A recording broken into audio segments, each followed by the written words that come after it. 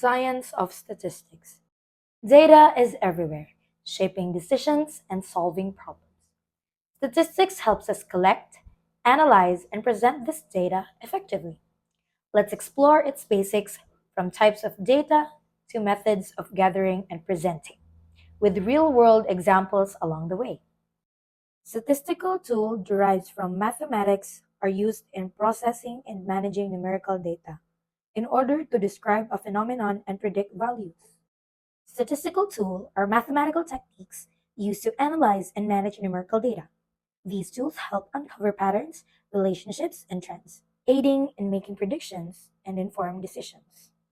Example: a business uses statistical tool to analyze monthly sale data, identifying peak sales periods and forecasting future trends. This insight helps in planning inventory and marketing strategies. Excuse me? I'm having trouble about the inventory. Can anybody share something about the data sale? Okay, sure, I'll check it for you. Looks like it's high during November and December. Really? Can you predict what will happen next? Sure. Um, Based on the data, sales might go up by 20% during the holidays next year. We should stock up on trending products. Ooh, sounds like a good plan to me. Let's prepare for that. What is statistics? The science of collecting, organizing, presenting, analyzing, and interpreting data in order to make effective decisions. Example: a healthcare researcher collects data on patient recovery rates after using a new drug. Through statistical analysis, the researcher evaluates the drug effectiveness and determines whether it should be widely recommended. Okay, guys, raise your hands if you want to answer. Okay, Angel. What is statistics exactly?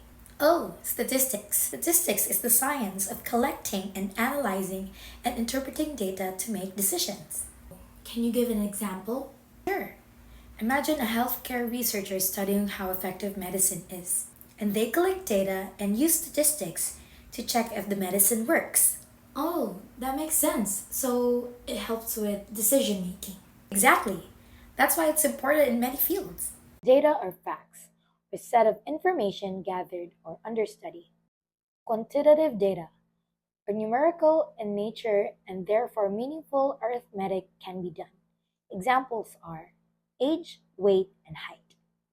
For example, a fitness trainer measures the weight, height, and age of clients to design tailored workout plans.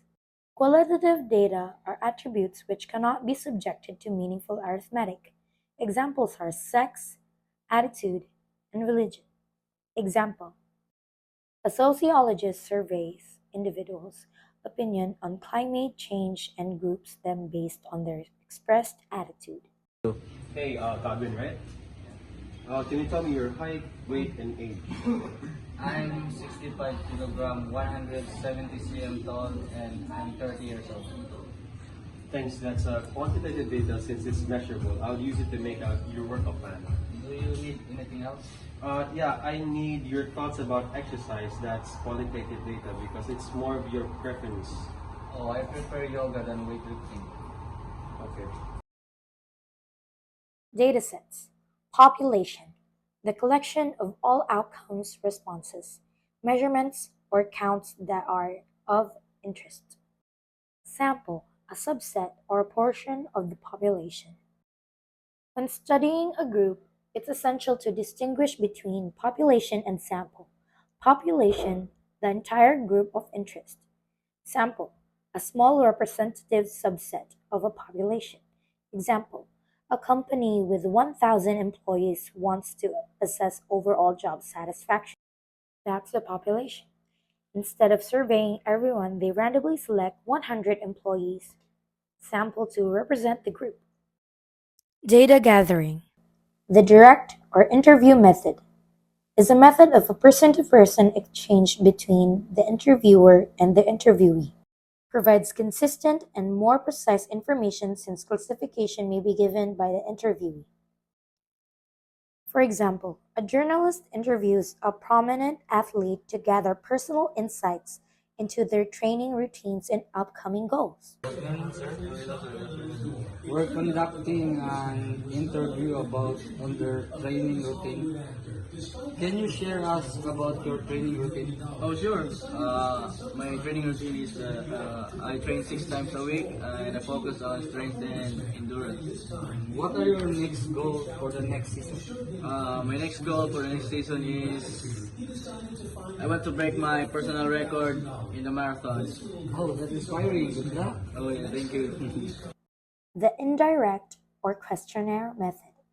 In this method, written responses are given to prepared questions, inexpensive and can cover a wide area in a shorter span of time.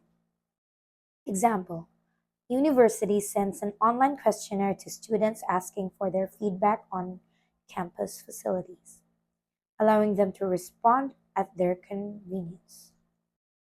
The registration method. This method of gathering Hi, good morning. I am collecting feedback about campus facilities. Can you fill out this questionnaire?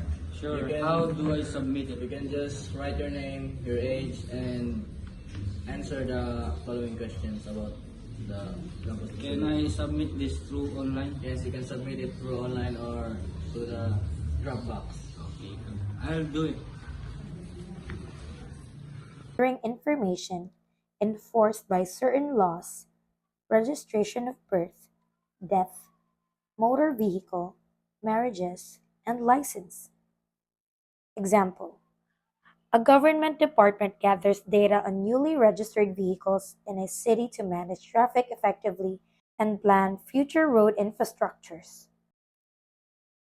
The observation Number 8 is data gathering and registration method. Can I see your documents for vehicle registration? Sure. Here they are. Okay, thank you so much. This data helps us improve traffic management in the city. Thank you. That's good to know. method. In this method, the investigator observes the behavior of a person or organization and their outcomes. Example: a wildlife researchers observed the feeding habits of a bird species in its natural habitat. The experiment method. This method is used when the object is to determine to the cause and effect relationship of certain phenomena under controlled conditions. For example, a scientist applies a fertilizer to one crop field experimental group and leaves another untreated controlled group to determine the effect. Watch the feeding habits of the birds and record your observations.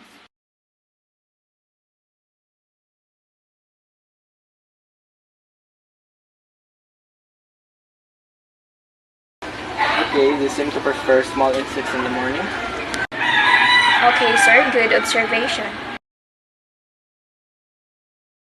Please apply fertilizer to this field, but leave the other field untreated. Okay, sir, got it.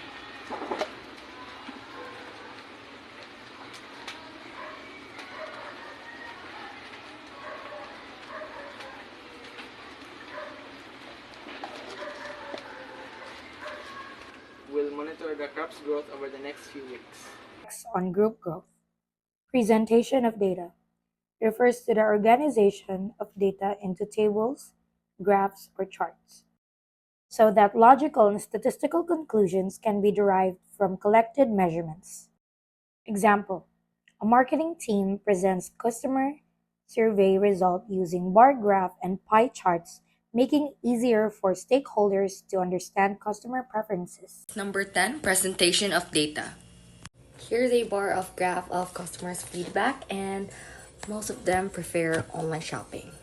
Okay, thank you so much. This is easy to understand. What's your plan based on this? I suggest we improve our online store feature to attract more customers. 3 forms of presentation of data. Number 1, textual. Data is presented in paragraph form. For example, a report describes the impact of urbanization on wildlife through detailed written narrative. Number 2, tabular data. Data is presented in a row and columns. For example, a school uses table to present students' grades in various subjects for easy comparison. Number 3. Graphical data. Data is presented in visual form. For example, a financial analyst creates a line graph to show revenue trends over the past 5 years. Presentation. Here's the written explanation about urbanization impact. Urbanization refers to the growth of cities and it can significantly affect wildlife as lost and species struggle to adapt. And I made a table to compare the affected wildlife species. This table compared the population of 3 wildlife species before and after urbanization. As urban areas expand, natural habitats shrink, leading to a significant decline in those populations. For example, the deer 500 to 150, while the squirrel 600 dropped to 200. And this graph shows the trend over time. This graph shows the percentage increase in urbanized area from 2000 to 2020. As you can see, urbanization has grown steadily over the past 2 decades. In 2000, only 10% of the land was urbanized, but by 2020, this increased to 40%. The graph illustrates the ongoing expansion of urban areas and its impact on the environment and wildlife. Perfect, my friend. We've covered all 3 presentation forms. Simple correlation analysis. The first one is correlation coefficient is a numerical measure of a linear relationship between 2 variables. The second one is direct or positive relationship. When one variable increases, the other variable also increases. The lastly, inverse or negative relationship. When one variable increases, the other variable decreases. An example of direct or positive relationship is when the number of hours studied increases, the test score also tends to increase. An example of inverse or negative relationship is when the number of hours playing online game increases, the test score tends to decrease. This is the formula for calculating the correlation coefficient. It explains the meaning of variables used in the formula. X is the independent variable, Y is the dependent variable, and R is the coefficient of correlation.